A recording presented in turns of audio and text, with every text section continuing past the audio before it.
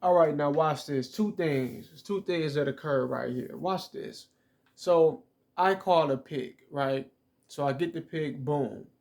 Now, watch what happens with the pick when he actually starts to roll, when he actually starts to go to the basket. Now, he has what? He has this, hold on.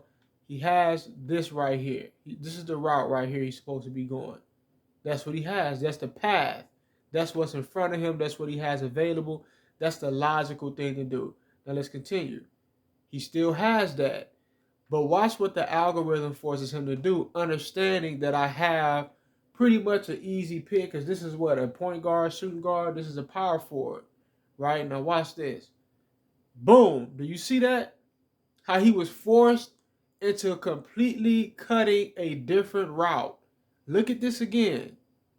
He has the lane in front of him. Look at what he does. Do you see that? Where he breaks off and he completely cuts right. Look at it. You can see the moment where he jerks and goes right. Now what is that? That is the algorithm intervening. Like I always say, the algorithm is like divine intervention. It decides what it wants to happen. See, because if everything went correctly, he'd be somewhere right here on his way to the basket, and he could not guard him under that basket. He just can't. He has to foul him, right? Right away, he cannot guard him. And under rare circumstance, he'll be able to throw his shot off. But just look at it again. Do you see that? That unnatural cut that he made right. He's going the right direction already. This is the path, right? That's the path. Now I'm going this way. I get right here. That's an easy pass if he was going the correct route, this way right here.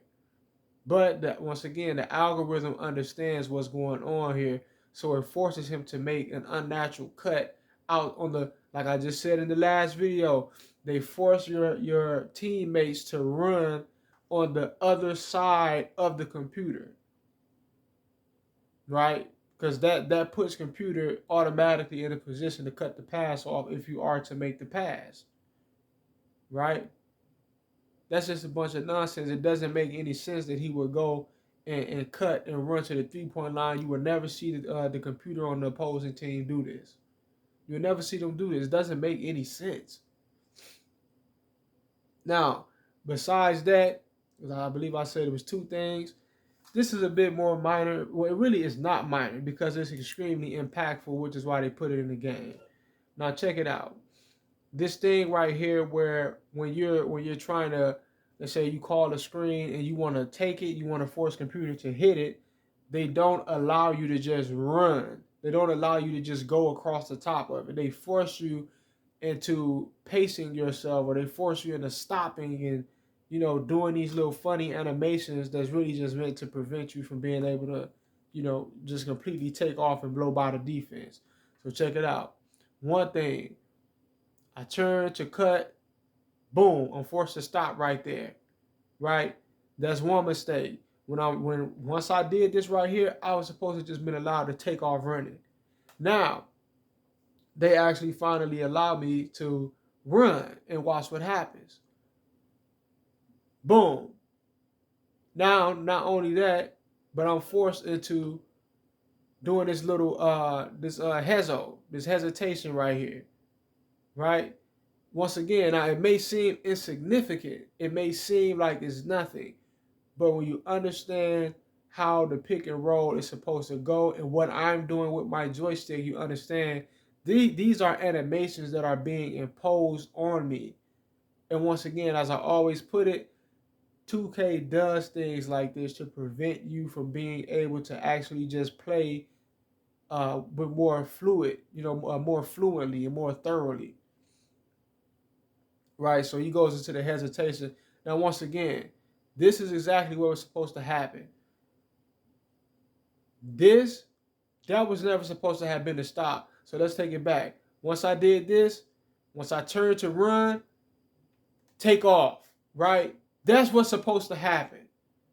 Take off. I could probably, I could get the open three, or I could probably finesse this dude, get around him, run to the cut, do a lot of different things that could come out of you know, a pick and roll. It's a lot of stuff that could come out the pick and roll.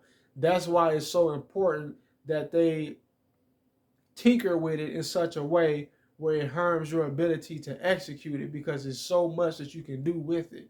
You can involve other players in the play that wasn't even in the pick and roll play, right? If things go a certain way, right? So when I'm trying to go here and just take off, I'm forced into taking two different steps before I'm allowed to just completely run.